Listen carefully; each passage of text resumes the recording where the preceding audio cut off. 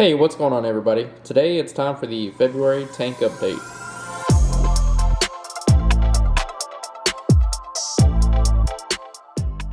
So everything's pretty much doing pretty good, doing the same. No dino issues again this month, which is a good thing because I'm finally over dinos, I believe. I'm tired of dealing with them. All the LPS is looking really good and fluffy. Along with the SPS, it's still looking good and it's growing pretty well.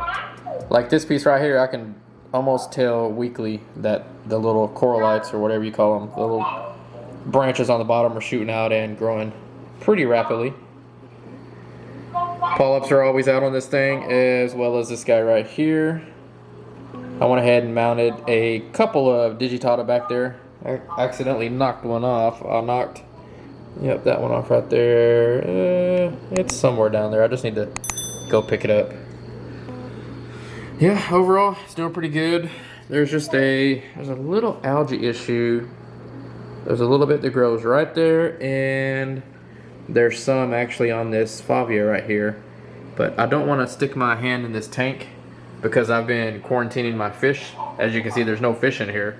They have a bacterial infection. One of them does, I think. Maybe both of them do, but for sure one of them does. So I don't want to reach my hand in this tank on the days that I touch copper. And right now I've been dosing copper every day for a few days now. Yep, all the favias are looking pretty good. Now something's going on with this thing right here. I think there's, let me see if I can get it on this side here. Yeah, there's a little bit of sponge kind of growing on there. At least I think that's what it is, and I think it's kind of killing off this. Yeah, there you go. You can see it a little bit better right there. I think it's starting to just suffocate this my blasto colony that I've had forever.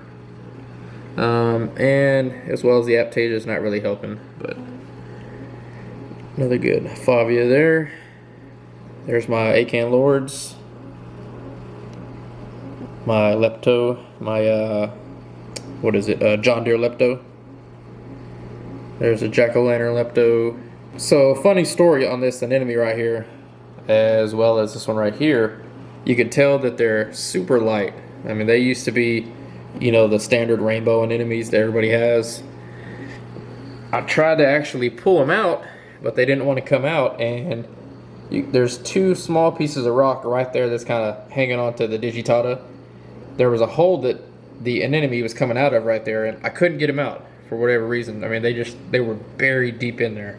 Couldn't get them out, so I said, you know what, screw it. I'm just gonna put this rock in there, and maybe they'll eventually come out another hole. And after about, shoot, I want to say probably almost a month, you know, they never came out anywhere until they finally came out, you know, right there and right there. And still, you may not be able to see it, but they are still, or this one at least, is wedged way up deep in there. So I eventually hope to get those nymphs out because I don't want them, you know, shocking my SPS. Be pretty pissed off about that. The finger leather coral's doing well. It's growing pretty quick. There's a side version of it there. Yep, it's growing pretty well. Overall, everything's doing really well. Parameters are stable. Everything's doing pretty good. I do plan to upgrade this tank in the near future, and I mean pretty soon, hopefully within a couple of months. This is just a 40-gallon rimless cube. I believe it's Planet Aquarium, but I can't confirm that. So, and you know, I've got the Radion on there. Just my same basic configuration sump. Nothing's changed down here. Got the two dosers. I'm only running calc in that one doser, and the other one's not being used. Got my algae turf scrubber, and nothing in this one. Just a return pump in the heater in that one, and another little pump to keep it circulating. But I need to do something about that. I need to reface it somewhere or what, because there's stuff building up there. But anyway, it's just plain old same sump. Nothing's changed there. Alright, so let's go ahead and go on to the QT tank where these fish are at. Alright, so here these guys are. One of them with the spots, I think, yeah, it's this guy in the very back. I don't know why this camera's focusing like that. I guess because the light's horrible. But this guy back here Anyways, he's just gonna hide. He had some what looked like fungus growing on the back of him, the back of one of his spots, and I didn't know what it was because I'd never seen this before. So I reached out to the breeder who I got him from, and they said, yeah, that's a bacterial infection, you know, and go ahead and dose some copper power, which is what I got here. So they've been on a copper treatment for 3 days now. This is the 3rd day. And then actually yesterday I dosed them, or I dipped them, well, not a dip, but I put them in a bath of this Rally Pro by Ruby Reef. Put them in there for an hour and a half, and it's supposed to help with bacterial infections. And then after an hour and a half, I went ahead and put them right back in here, and they're doing pretty well. And as you can see, I'm sorry for this light, it's just horrible. I just don't have a light on there, but as you can see, I got the sponge filter going as well as a power head, because a lot of people told me, hey, whenever you do a copper, you want to make sure you have a lot of flow, because that copper is going to take up a lot of the oxygen in the tank. So, and I also got the little ammonia badge just in case to monitor it if the test kit doesn't catch it. And I've got these little chunks of live rock here that I've actually been cycling since last November. So I just had them in a little 5-gallon bucket, been dosing ammonia and doing water changes pretty regularly. So those things have been cycled for quite a while. Yep, that's where the fish are. They're going to stay here for several weeks, maybe several months, just depending on how the quarantine goes. And so yeah, this is where they are. And now I want to share with you some good news, that something I picked up over the weekend. Alright, so I did a little bit of an impulse buy over the weekend when I was picking up the copper for the fish. I went ahead and picked up a nice little Planet Aquariums tank. It's a 150 gallon, 60.5 inches by 24.5 inches by 25 inches. And it is rimmed. I really wanted rimless and Starfire glass. This is just standard glass and obviously not rimless, but you know, it'll do for me. It's fine, perfectly fine. So, man, the price tag on this baby was $13.64 for the tank only, which really wasn't a bad price. You know, from what I've been looking at, like the same size rimless and you know, the overflow, not a tower overflow like this one, but like a coast to coast with the external overflow was going to cost me about $2,500. So I really didn't want to pay that much for a tank. So I'm going to go ahead and build a stand out of 2x4s and 2x6s, and I'll document the whole process so you'll see everything from start to finish. But yeah, I can't wait to get started on this little project here. Next up, can't forget these guys.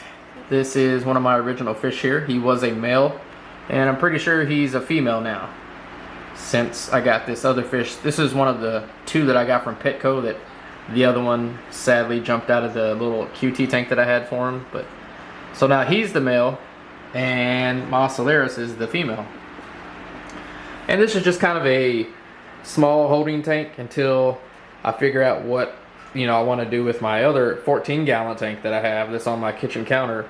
I just kind of put these guys in here for now. I was going to break down the 14-gallon tank, but since my other fish, my helmet Picassos that you just saw in the QT, since they're in the QT, I want to keep that 14-gallon tank open just in case something goes wrong with the QT and the fish start acting up. That 14-gallon tank has never been dosed with copper, so that's kind of a backup tank. So once my helmet Picassos are out of QT, I'll figure out what I want to do with these fish and that 14-gallon tank. And all I've got in here are just some OG bounce mushrooms as well as some red nebula bounce shrooms. They're not really opening up for some reason. They're kind of a little bit unhappy. It may be due to all this algae or dinos or whatever it is. I'm not really sure. When I bought this sand, it wasn't the aragonite sand. I think it was silica sand. I mean, when I bought it on Amazon, I didn't really look too closely at it. It said safe for freshwater and saltwater, so that should have gave me the key there that, don't buy that sand.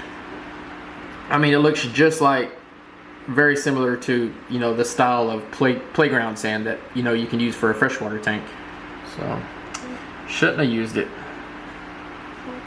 But yep, these guys are doing good too.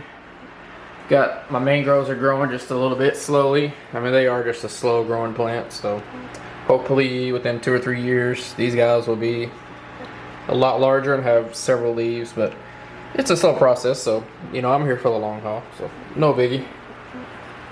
And this tank is ran with a AI Prime, the original, not the AI Prime 16 HD or whatever.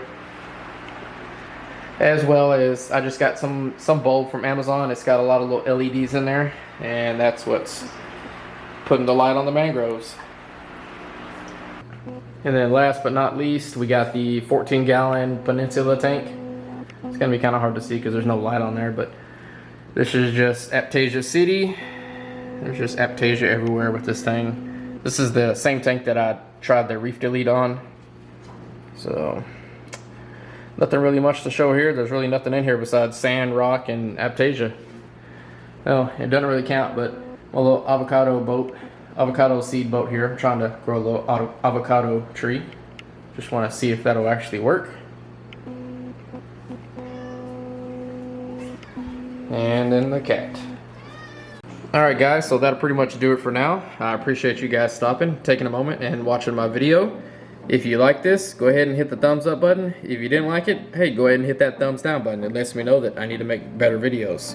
And if you're not subscribed yet, please go ahead and hit that subscribe button. And that'll do it for now. So I will see you guys next time. Look at all those pods on the glass too. See, that's what dosing phytoplankton does for you. You get pods.